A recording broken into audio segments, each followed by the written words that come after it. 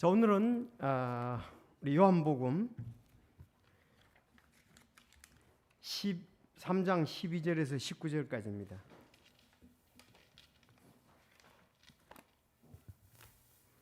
우리는 이 말씀으로 사람들이 영존하는 생명도 얻게 되고 또 다른 사람에게 이걸 증거해서 영존하는 생명을 얻도록 할 수 있는 아주 귀한 말씀입니다. 자, 요한복음 3장 12절에서 오늘 19절까지 말씀이 되겠습니다. 요한복음 3장 12절에서 19절. 자, 12절 제가 읽고 13절 여러분들, 19절까지 그렇게 하겠습니다. 내가 너희에게 땅의 것들을 말하였어도 너희가 믿지 아니하거든 내가 너희에게 하늘의 것들을 말하면 어떻게 너희가 믿겠느냐? 하늘로부터 내려온 자 곧 하늘에 있는 사람의 아들 외에는 아무도 하늘에 올라가지 아니하였느니라. 모세가 광야에서 뱀을 든 것 같이 그렇게 사람의 아들도 반드시 들려야 하리니 이것은 누구든지 그를 믿는 자는 멸망하지 아니하고 영원한 생명을 얻게 하려 함이니라. 하나님께서 세상을 이처럼 사랑하사 자신의 독생자를 주셨으니 이것은 누구든지 그를 믿는 자는 멸망하지 아니하고 영존하는 생명을 얻게 하려 하심이라. 하나님께서 자신의 아들을 세상에 보내신 것은 세상을 정죄하려 하심이 아니요 그를 통해 세상을 구원하려 하심이라. 그를 믿는 자는 정죄를 받지 아니하나 믿지 아니하는 자는 하나님의 독생자의 이름을 믿지 아니하였으므로 이미 정죄를 받았느니라. 정죄의 근거는 이것이니 곧 빛이 세상에 왔으나 사람들이 자기 행위들이 악함으로 빛보다 오히려 어둠을 사랑한 것이니라. 아멘. 아멘. 기도하겠습니다. 하나님 아버지 감사합니다. 정말 이 진리의 말씀이 얼마나 귀하고 또 우리에게 좀 영존하는 생명과 풍성한 은혜를 주는지요. 오늘 말씀 나눌 때 성령님께서 역사해 주시고 또 저희들 바른 분별 가운데 말씀 가운데 굳게 서서 주님의 이름 계속 높이게 하여 주옵소서. 우리가 이 말씀으로 영존하는 생명을 얻었고 또 다른 사람들을 영존하는 생명을 얻게 하는데 사용할 수가 있습니다. 잘 알고 성령님의 인도에 순종하는 저희들이 되게 하옵소서. 예수님의 이름으로 기도드리옵나이다. 아멘. 자, 여러분, 영원한 생명.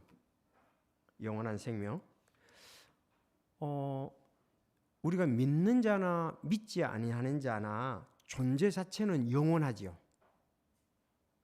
그렇습니까? 믿는 자나 믿지 않는 자나 존재 자체는 영원합니다. 그들도 영원히 존재해요. 그렇죠? 믿는 자도 영원히 존재합니다. 중요한 거죠. 자, 그런데 성경에 보면 특히 요한복음과 요한서에 보면 요한복음 또 요한 1, 2, 3서에 보면 영원한 생명에 대해서 많이 얘기를 하고 있어요. 그런데 영원한 존재예요. 둘 다. 믿는 자나 믿지 않는 하나 다 영원히 존재합니다. 영원히 존재해요. 그런데 믿지 않는 사람을 보고 영원한 생명을 얻었다고 얘기는 안 한다고요. 그렇죠? 믿지 않는 사람을 보고 당신 영원한 생명을 얻었다 그렇게 얘기하지 않는다고. 영원히 존재는 하는데 영원한 생명을 얻었다. 이 영원한 생명을 얻었다는 것은 예수님 안에서 새롭게 우리가 태어나게 되었다. 이거는 하나님의 선물로 성도에게 주어진 것입니다. 영원한 생명은. 그러니까 불신자도 영원히 존재하지만 그들을 가지고 영원한 생명을 가졌다고 얘기는 하진 않습니다. 그래서 이 영원한 생명은 예수님 안에서 지금 현 세대와 내세에서 하나님께서 주신 풍성한 삶을 누리는 거예요.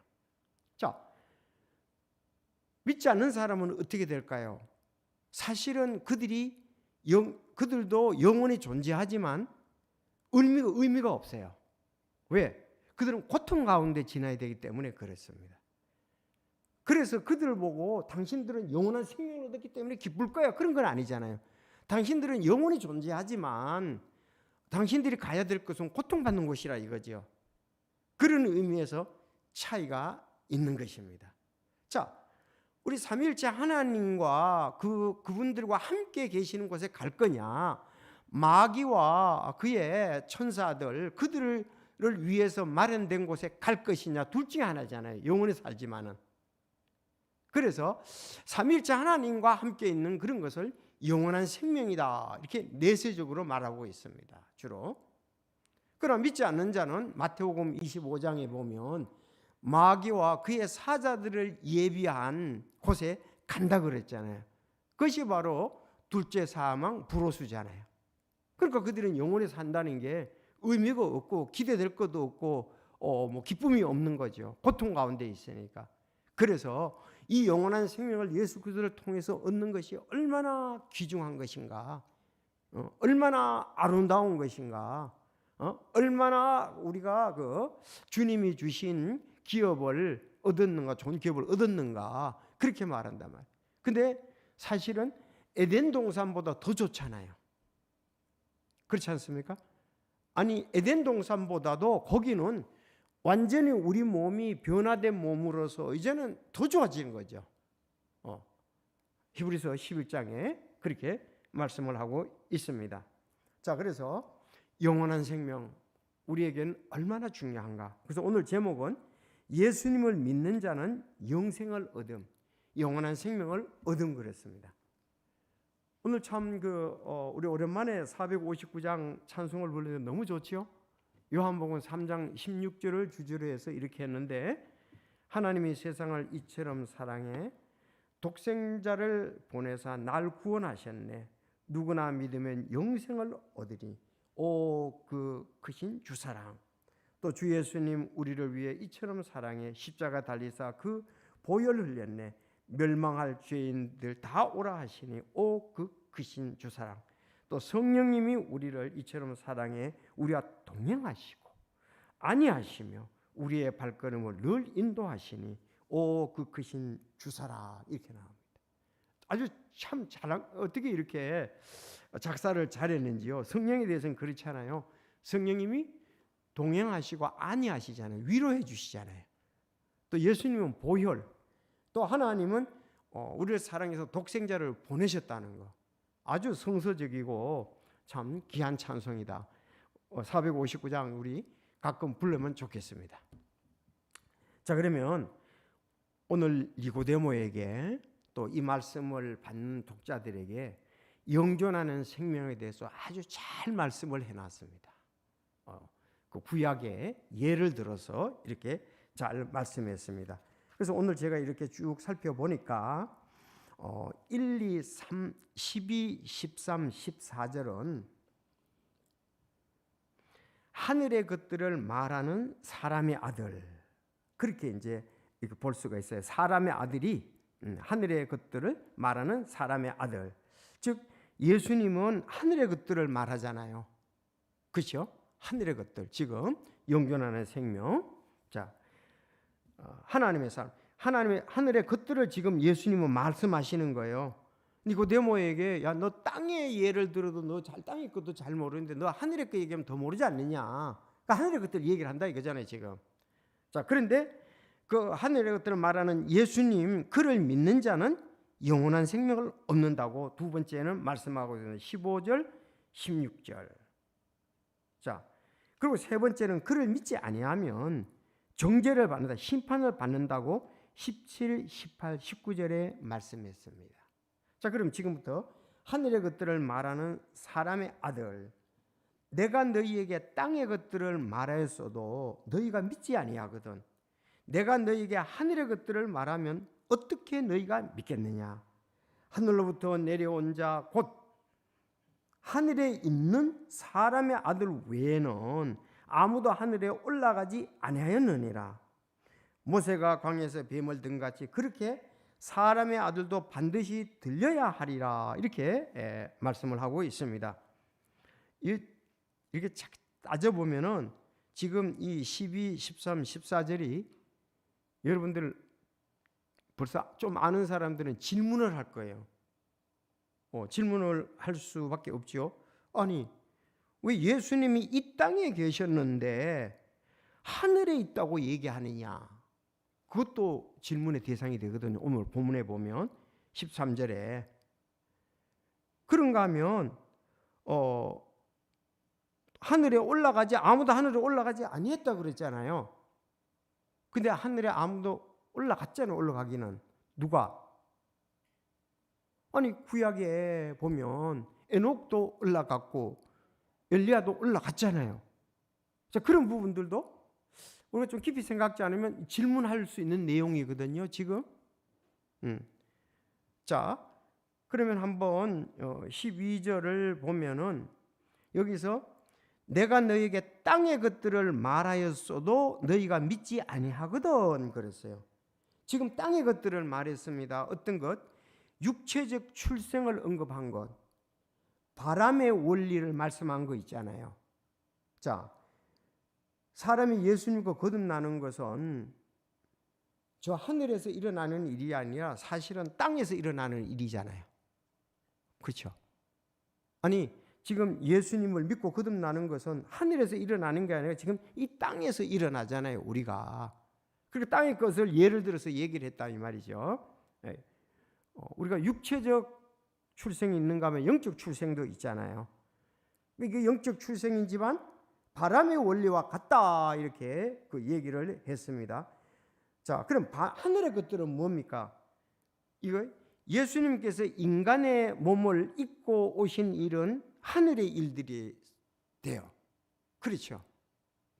하늘의 일들이잖아요. 새로 태어남에 대해서 믿지 못하는 사람들이 어떻게 말씀이 육신에 대해서 오신 이 예수님의 신비를 믿을 수 있느냐 이거예요. 자, 바리새인들을 비롯한 유대인들은 육신을 입고 오신 하나님의 신비를 지금 예수님을 믿지 못해서 신성모독죄로 결국은 예수님을 십자가에 못 박았습니다. 사도 바울은 말하기를 이 세상 통치자들 중 아무도 그것을 알지 못하였으니 만일 그들이 그것을 알았더라면 영광의 주를 십자가에 못 박지 아니하느니라 그렇게 말하고 있습니다. 그래서 이들은 땅의 일도 하늘의 일도 믿지 못했습니다. 즉 메시아를 찾고 믿고자 하는 마음이 없었어요. 먼저 여러분 마음이 중요해요. 마음이 중요해요. 찾고자 하는 마음, 믿고자 하는 마음이 없을지라도 소개하면은 그걸 받아들일 준비가 돼 있어야 되잖아요. 그렇죠? 근데 뭐 마음이 없는 사람에게 아무리 얘기해도 지금 이 바리새인들과 그 예수님에 대해서 시기를 갖는 사람은 이미 마음문이 닫혀가지고 아무리 얘기해도 안 되는 거예요. 마음이 없고 찾고자 하는 부분도 없습니다. 그래서 지금부터 이제 예수님이 그래서 하늘에서 내려왔다. 메시아가 하늘에서 내려왔다. 그 부분을 자 13절에 보면 하늘에서 내려온 자 곧 그랬습니다. 하늘에서 내려온 자. 예수님은 하늘에서 내려왔습니까? 상당히 어렵죠.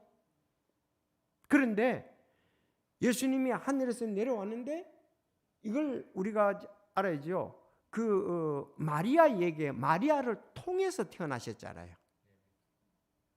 거기서의 벌써 하나님의 뜻을 알아야 되죠. 여자의 후손으로 왔잖아요. 그거를 그 영적인 눈이 어두워서 보지 못한 거죠. 그래서 하늘로부터 와서 사람의 몸을 빌려서 이 땅에 이제 태어나셨습니다. 베들레헴에. 그런데 구약에 그렇게 되었는데도 불구하고 찾지 않고 믿지 않기 때문에 그들에게는 아무 소용이 없었습니다. 자, 하늘로부터 내려온 자. 그래서 내려온 자. 하늘에 있는 사람의 아들 외는 그랬어요. 자, 하늘에 있는 사람의 아들 그러는데 여기 이제 하늘에 있는 사람의 아들 그랬죠. 여기 하늘에 있는 말이 너무 어렵고 맞지 않기 때문에 이것을 개역 성경에서는 빼버렸어요. 하늘에 있는, 그러니까 개역 성경에서는 하늘에서 내려온 자 곧 사람의 아들 외에는 아무도 하늘에 올라가지 아니하느냐 그렇게 얘기를 했어요. 왜? 하늘에 있는다 그러니까 이게 이해가 안 되잖아요. 왜? 예수님 지금 말씀하고 있는 건 니고데모하고. 그런데 우리는 예수 그리스도는 우리가 또 하늘에서 내려온 자로서 무소부재하신 분이라는 걸 알아야 되죠. 그렇죠. 예수님은 어디든지 지금은 사람은 오셨지만은 사실은 하늘에 있는 사람의 아들. 이게 이제 이미 하늘에 올라가 있는 상태를 드러내는 겁니다. 그 현재 완료형 시제로서. 자, 예수님은 지금 니고데모가 하고 있지만은 동시에 하나님께로부터 왔고 하나님과 함께 그 영광을 가질 수 있는 분이었다. 그러니까 무소부재하신 분이라 이거예요.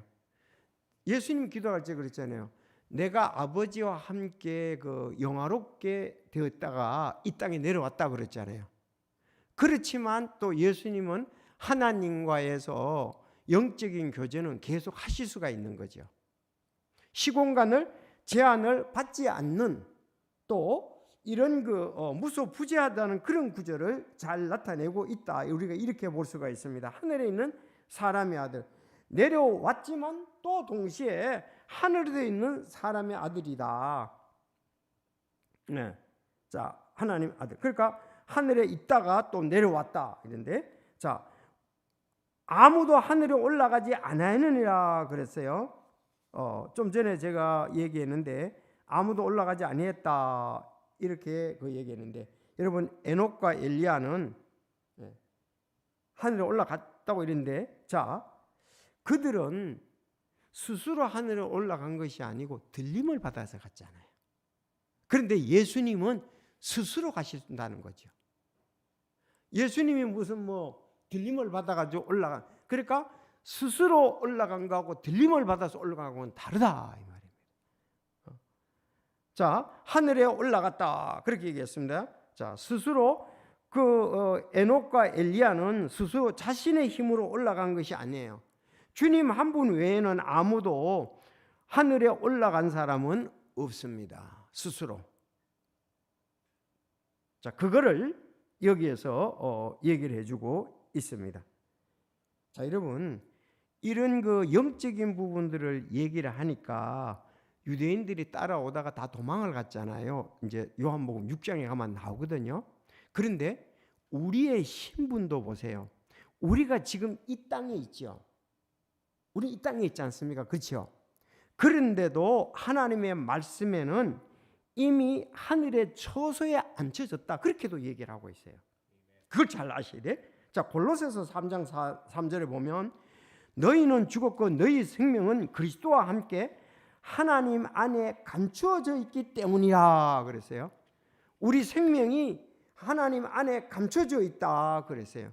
우리의 이름이 생명책에 또 기록되어 있지 않습니까? 기록되어 있고 하나님 안에 생명이 감춰져 있고요.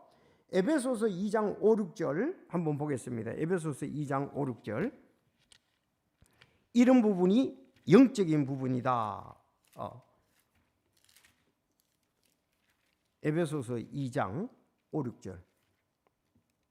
자, 참으로 우리가 죄들 가운데 죽었을 때 우리를 그리스도와 함께 살리셨고 너희가 은혜로 구원 받았느니라 그랬죠. 맞죠? 자, 또 우리를 함께 일으키사 그랬어요. 함께 일으키사 그리스도 예수님 안에서 하늘의 처소들에 우리를 함께 앉히셨느니라 그랬어요. 일으켜 가지고 앉혔다 그렇게 얘기를 하고 있습니다. 앉혔다 그랬어요. 이미 함께 일어서 앉혔다. 자, 그 앉혔다는 말이요, 앉아 있다 이 말인데 누가복음 22장 5절 그들이 집회장 한가운데서 불을 피우고 함께 자리를 잡으면 베드로도 그들 한가운데 앉았으나 이 용법하고 똑같아요. 아니 베드로가 지금 예수님 십자가 될 때 불 쬐는 거 있잖아요. 그때 앉아 있는 거하고 똑같은 용법이에요. 우리가 이미 거기에 앉아 있는 걸로 지금 되어 있다. 감춰져 있고 예수님 안에서 하늘의 처소에 앉히셨다. 이렇게 우리를 일으키사. 또 우리를 함께 일으키사. 그러니까 예수님 안에서의 이 영존하는 생명에 마치 실제같이 다 이렇게 기록되어 있다 이거예요. 알았죠? 영존하는 생명의 실제가치. 자,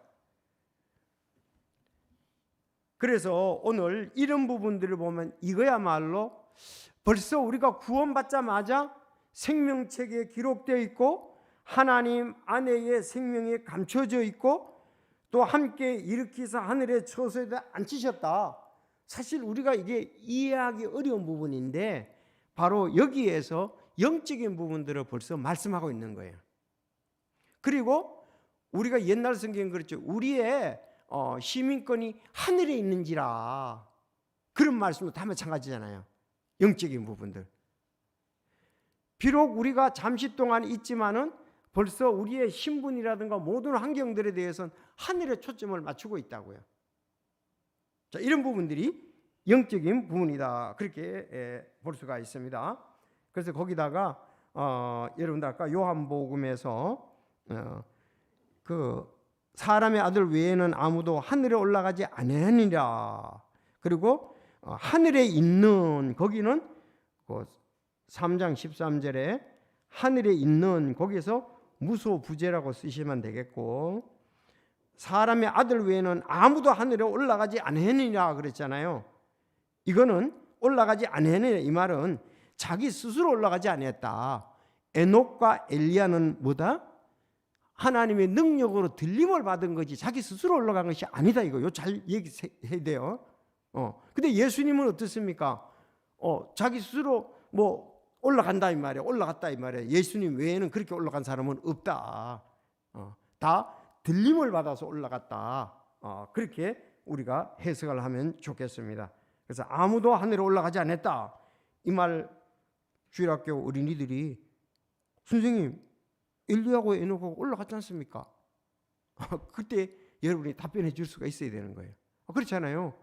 선생님이 설명할 때 에녹도 올라갔고 엘리야도 올라갔다 그러는데 여기는 왜 또 아무도 아들 외에는 예수님 외에는 왜 안 올라갔다 그랬냐? 그때 우리가 답변해 줬지. 그건 들림을 받아서 하나님의 능력으로, 이건 예수님은 스스로 올라가실 수 있다. 자, 그렇게 아들 외에 이렇게 스스로 올라가는 부분에 대해서 한 분 외에는 아무도 하늘에 올라간 수 없다, 이렇게 말하는 겁니다. 스스로 자신의 힘으로 올라간 것을 여기서 말씀을 하고 있습니다. 자, 14절 14절 여러분 읽어주십시오. 시작. 모세가 광야에서 뱀을 든 것 같이 그렇게 사람의 아들도 반드시 들려야 하리니. 자, 이제 3장 14절 거기다가 그 쓰였죠. 민수기 21장 4절에서 9절까지 말씀입니다. 그거 쓰세요. 14절은 민, 21장 4에서 9. 자, 거기에 그 이스라엘 백성들의 놋뱀 사건을 예수님의 십자가의 죽음과 연관시키는 것을 볼 수가 있습니다. 여러분, 구약의 놋뱀 사건은 역사적인 사건입니다.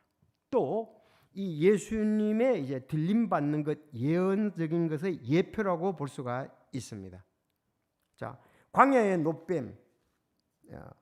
그러면 여기서 그냥 우리가 지나가면 14절은 그렇다는데 실제로 가서 오늘 확실히 보고 넘어가도록 하겠습니다. 자, 민수기 21장 보겠습니다.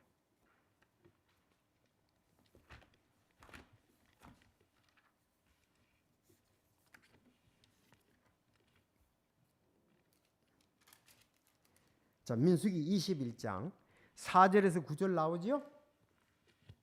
거기 보면 위에 제목을 뭐라고 되어 있습니까? 놋뱀이라고 되어 있다고. 놋뱀.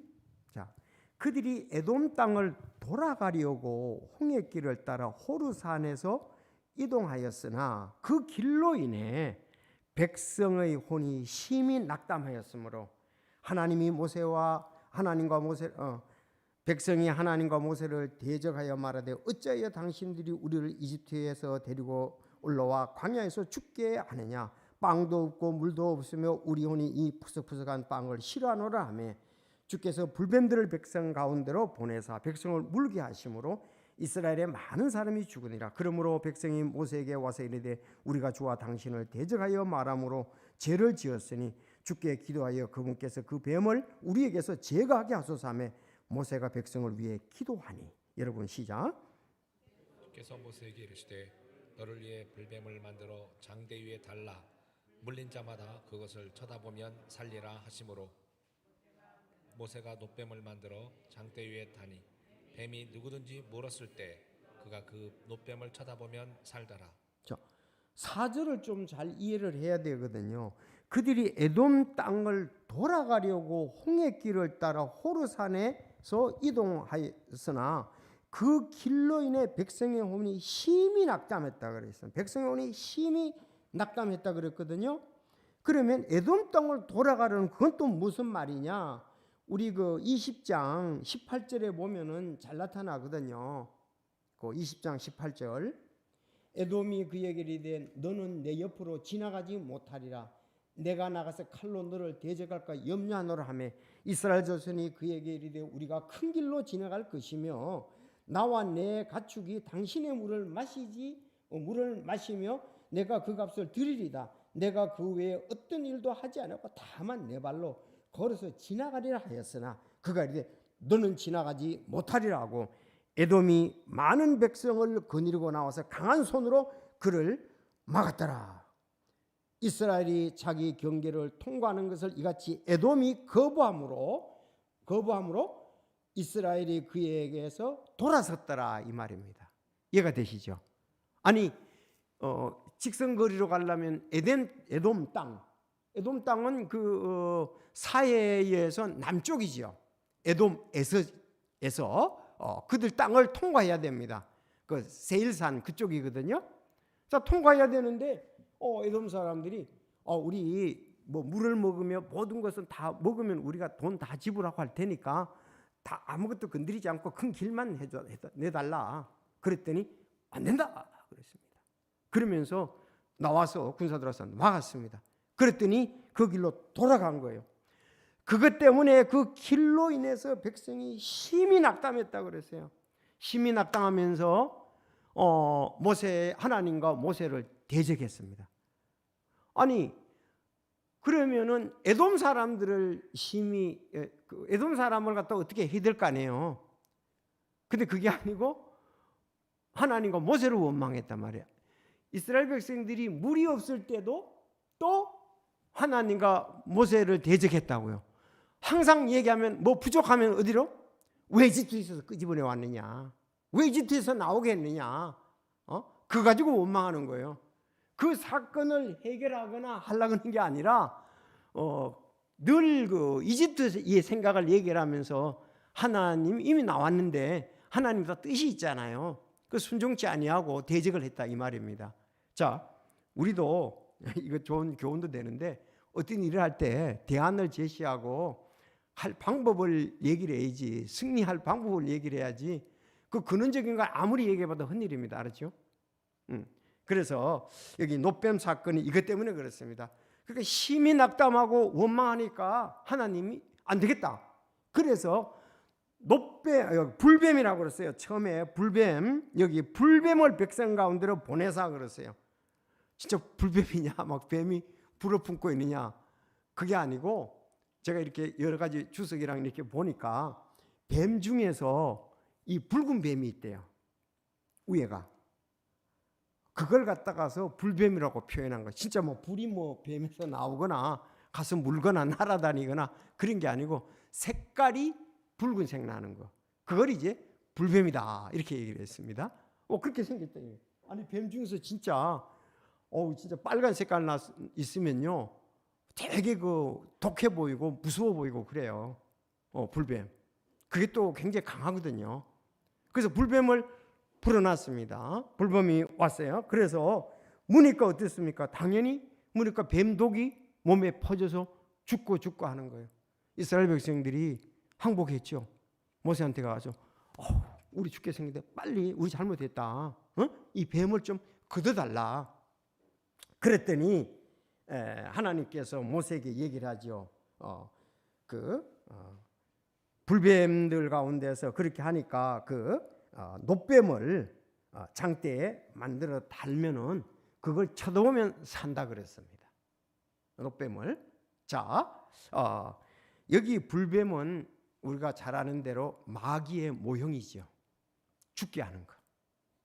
여기 놋뱀은 마귀 일을 멸하기 위해서 십자가에서 그 들림을 당한 예수님의 모형입니다. 그런데 왜 하필이면 비둘기나 뭐 이런 것이 아니고 놋뱀이냐 이거예요. 여러분, 놋은 심판을 상징하잖아요. 그리고 성경에 보면 그리스도께서 우리를 위해 저주가 되사 그랬어요. 저주가 되사 심판을 받으사 이랬죠. 우리를 구속하였으니 대속하였으니 이는 나무에 달리는 모든 자는 저주받아니라고 기록되었기 때문에 그렇다 이거예요. 나무에 달리는 저주받았다. 예수님도 우리를 위해서 저주를 받으신 거죠. 대신 우리를 위해서 나무에 달려서 죽으셨다. 장대에 달린 놋뱀처럼 우리를 위하 죄와 저주가 되셔서 그분은 높이 달리셨고 우리 죄를 단번에 그곳에서 해결해 주셨습니다. 고린도후서 5장 21절 하나님께서 죄를 알지 못한 그분을 우리를 위해 죄가 되게 하신 것은 우리가 그분 안에서 하나님의 의가 되려 하심이냐. 저 대신 죽었어요. 마치 이스라엘 백성들이 그 놋뱀을 쳐다본 즉 살더라 그랬어요. 자, 이제 여러분들이 충분히 알았죠? 그러면 이스라엘 백성들이 죄를 범했습니다. 하나님이 죄에 대해서 벌을 내렸습니다. 불뱀을 내렸습니다. 그런데 그거에 대한 해결책은 다른 방법은 없습니다. 쳐다보면서 하는 거예요. 그런데 참 여기에 대해서 할 말이 우리가 많죠. 왜? 믿음이 없어서 안 쳐보던 사람도 있거든요. 죽으면 죽었지. 뭐 또 빨리 뭐 독이 퍼지지 않게 뭐 이렇게 맨 사람도 있었을 것이고, 고무줄로 원래 뱀에 독에 물리면 퍼지지 않도록 묶는 게 우설이잖아요. 그것도 한 사람도 있을 것이고 별의별 사람들이 다 있었을 것입니다. 그런데 어떤 사람은 모세가 얘기한 대로 믿은 사람들이 있단 말이죠. 쳐다본 자는 낫더라. 중요한 거죠. 그건 하나님께서 그렇게 하도록 역사하신 거죠. 우리가 뭐 사람들이 예수님을 쳐다본들 우리가 구원받는다고 어째 그런 일이 있느냐. 그래서 사람들이 선행으로 가는 것, 종교로 가는 것 여러 가지 방법을 다 쓰는데 아니고 하나님은 예수님을 믿는 자가 영존하는 생명을 얻는다고 얘기하신 거죠. 그래서 아주 역시 예수님이 이 니고데모와 그때 관련된 사람들에게 봐라, 민수기를 봐라, 21장 9절 10절 너 잘 아는 거 아니야? 놋뱀 사건. 백성들이 하나님을 원망하고 그랬던 거 아니냐? 죄를 진 거 아니냐? 그런데 죽은 가운데 쳐다보면서 산다. 여러분, 예수 그리스도를 쳐다보면 사는 것입니다. 그래서 그것 때문에 나온 것이 그 유명한 요한복음 3장 16절입니다. 16절. 하나님께서 세상을 이처럼 사랑하사. 여러분, 세상을 이처럼 사랑하는 속에 세상은 누굽니까? 우리고 죄인들이죠. 그렇죠. 모든 사람이 죄를 범하였음에 하나님의 영광에 이르지 못하더니 그랬습니다.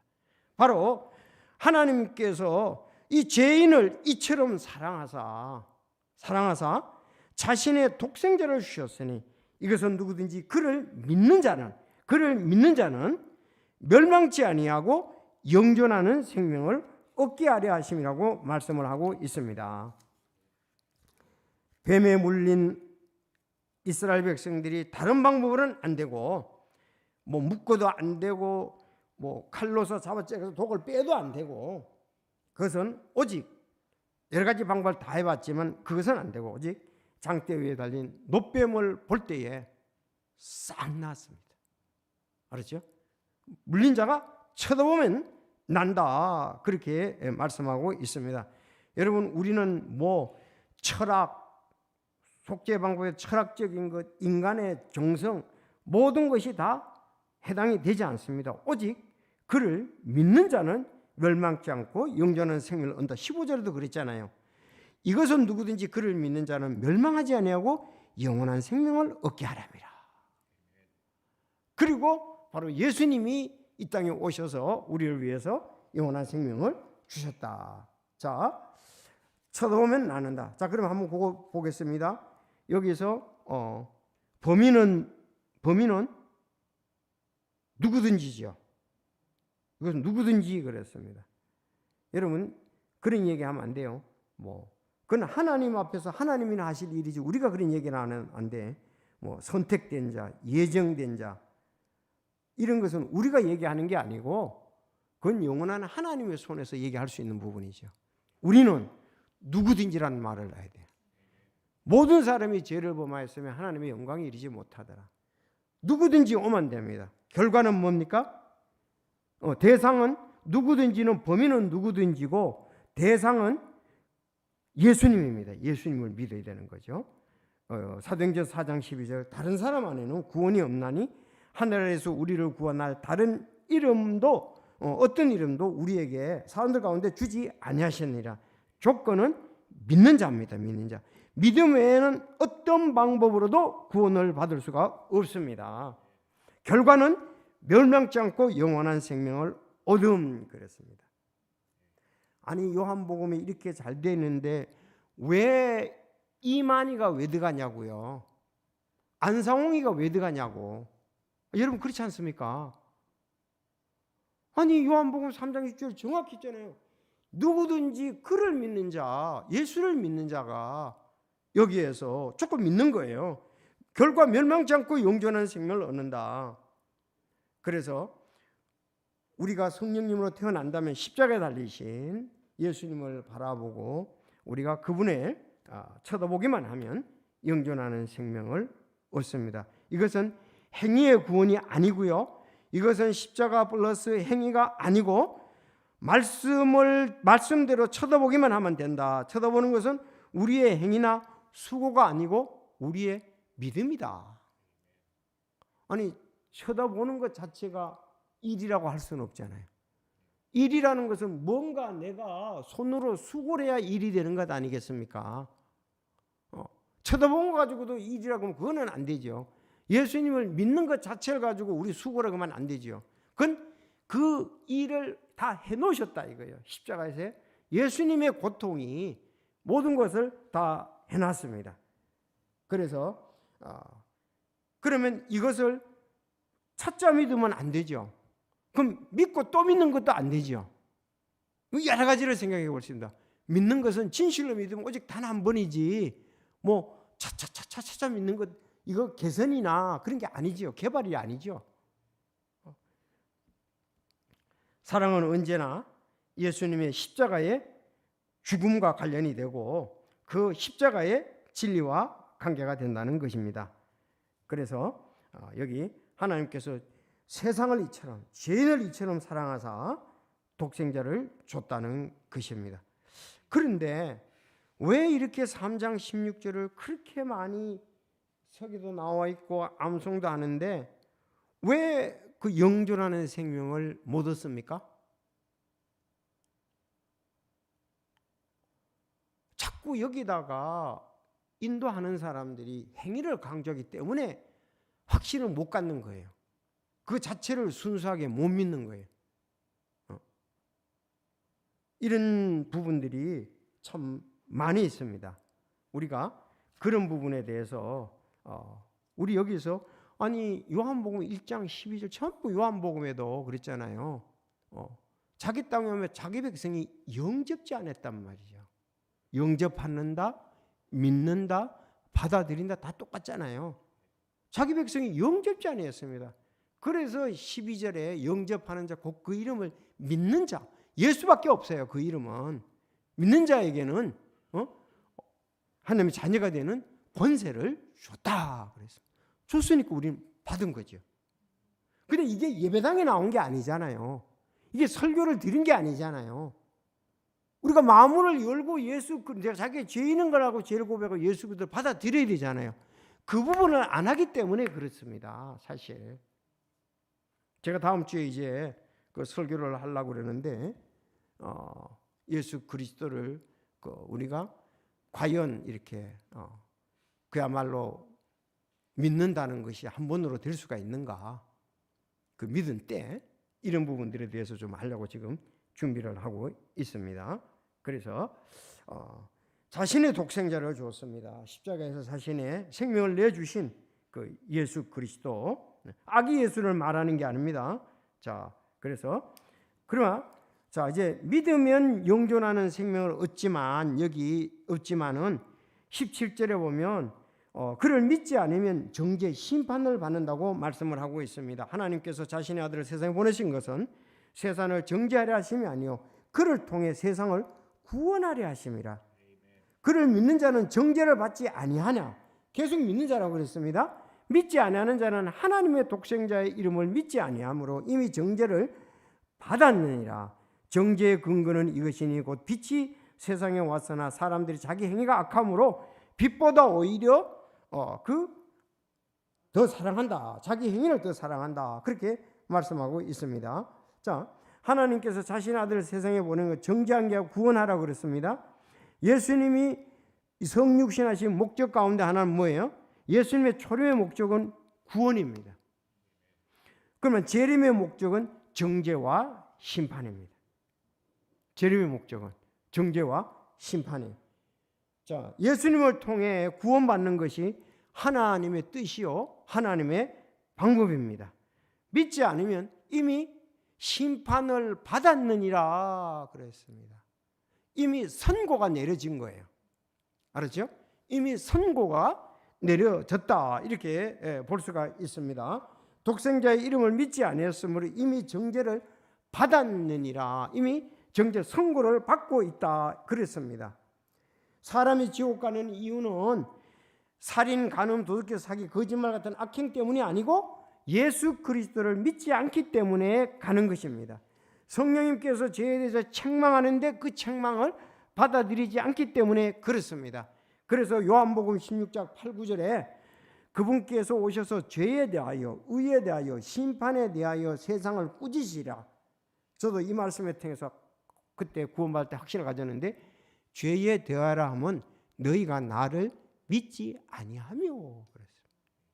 아니 예배당에 나오는 게 믿는 게 아니잖아요. 상담을 해도 안 받아들이고 안 믿는 사람이 있습니다. 근데 자기가 정말 그 이디오피아 내시 같이 너가 마음을 다하여 믿으면 가하니라 그랬더니 예수 그리스도께서 하나님의 아들 그리스도의 심을 내가 믿노라 하고 마음에 있는 것을 고백을 했습니다. 만약에 안 믿었더라면 자기는 그래서 우리가 영존하는 생명은 바로 오늘 아주 잘 얘기를 해서 여기다 덧붙일 필요가 없어요. 있는 그대로 순수하게 우리는 믿음을 가지고 받아들이면 됩니다. 그래서 우리에게 영존하는 생명, 즉 이 부분을 갖다가서 잘 또 묵상하고 오늘 다른 용언들을 구령하는 일에 쓰면 됩니다.